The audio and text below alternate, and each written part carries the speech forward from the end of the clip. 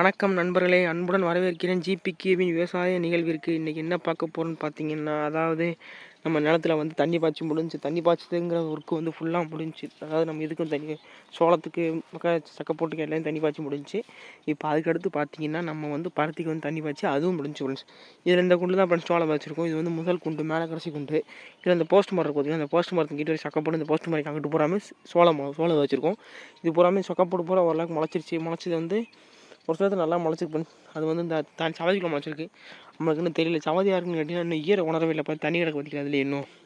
இது வந்து அடிக்காட்டு தர அடிமண் அப்படிம்பாங்க. இந்த மண் வந்து தண்ணி வந்து நல்லா தக்க வச்சுக்கிடும். சீக்கிரமாக வந்து தண்ணியை உறிஞ்சிடாது, சீக்கிரமாக தண்ணியை வெளியே விட்டுறாது ஃப்ரெண்ட்ஸ். நல்லா தக்க வச்சுக்கிடும். அதனால் அது வந்து அடிக்காட்டு தரம்பாங்க. ஒரு சில இடத்துல வந்து தண்ணி குடித்தோடனே இதை வெளியேற்றிடும்.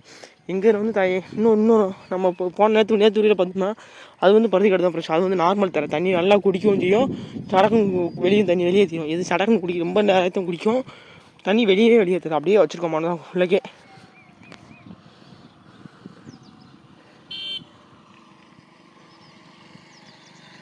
இதுன்னு பார்த்தீங்கன்னா இந்த உள்ளக்கு அப்புறம் மிதக்குது பார்த்தீங்களா. அதாவது இது முளைப்பெரிச்சு சக்கப்போட்டு பயிர் ரொம்ப முளைச்சி தண்ணியாக உள்ள கெட்டி போய் கிடைக்கு பார்த்தீங்களா. தண்ணிக்குள்ளேயே கொத்துன்னு நடக்குது. தண்ணி வெளியே உடச்சி கொஞ்சம் வெளியேற்றணும். வெளியே தண்ணி வெளியே போகும். வெளியே வந்து நல்லா முளைக்க முடியும் ஃப்ரெண்ட்ஸ். நாங்கள் கொஞ்சம் முடிஞ்சவங்கன்னா உடச்சி வெளியேற்று பார்ப்போம். இந்த இருக்குது பார்த்தீங்களா, இப்போ முளைச்சிருக்கு. ஆனால் தண்ணி இருக்கா, தண்ணிக்குள்ளேயே அப்படியே மிதக்குது. அங்கே லைட்டாக வளைச்சி விடுவோம். வளைச்சி விட்டா வெளியேறுது அந்த பக்கம் தண்ணி வெளியேறதுக்கு இது கொஞ்சம் மேடாக இருக்கும். ஆனால் தண்ணி வெளியேறி வர மாட்டேங்குது. காலத்தை தள்ளிக்க முடியும்.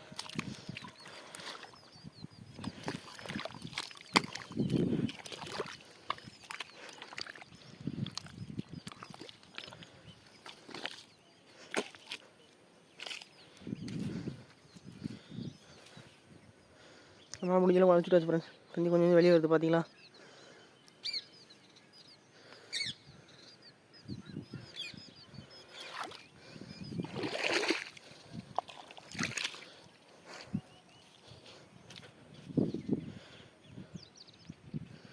பாருங்க ஃப்ரெண்ட்ஸ், தண்ணி வந்துட்டு இருக்கு.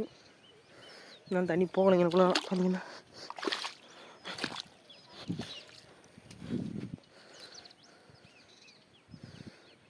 தண்ணி வெளியே போகலை ஃப்ரெண்ட்ஸ். இங்கே ஒரு மேடு மாதிரி இருக்குது. அதுக்கும் நாங்கள் கூட கல் போட்டிருக்கோமோ, அந்த கல் வெளியே இருக்க முடியுது.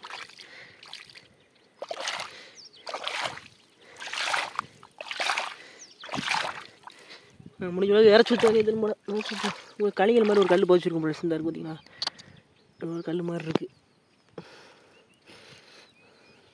தெரிய முடியுது, சோதி தெரியாதான் தெரிய முடியுது.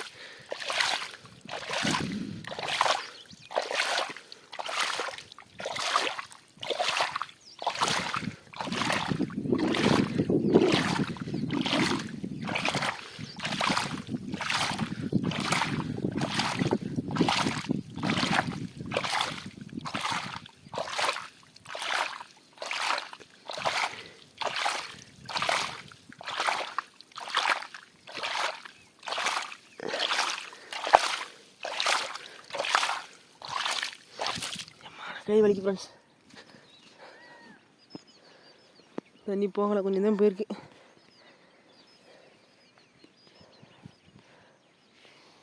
தண்ணி இங்கே குறையில ஃப்ரெண்ட்ஸ். தண்ணி பாஞ்சு தண்ணி வத்திருச்சு ஃப்ரெண்ட்ஸ். இது வந்து என்னென்னு பார்த்தீங்கன்னா, நம்ம குழாயில் வந்து நேற்று உடஞ்சி போய் தண்ணி உரம் இந்த பக்கம் சரி இருக்குது. அதில் வந்து தான் தண்ணி இவ்வளோ ஃப்ரெண்ட்ஸ். அதில் அதில் அந்த தண்ணி தான் ஃப்ரெண்ட்ஸ் உள்ளது. அதே எனக்கு கற்றுன்னு எனக்கு குடிக்காமே கிடக்கு.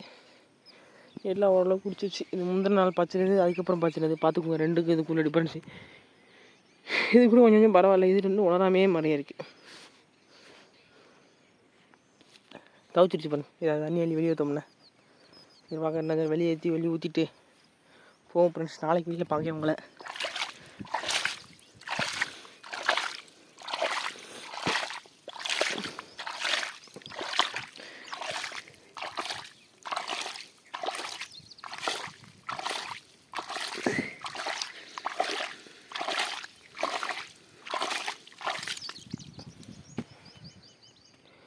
ஓகே ஃப்ரெண்ட்ஸ், நாளைக்கு வீடியோவில் பார்ப்போம். நம்ம சேனலில் மறக்காமல் லைக் பண்ணி சப்ஸ்கிரைப் பண்ணிக்கோங்க. பெல் பட்டனை கிளிக் பண்ணி ஆளில் போட்டுக்கோங்க.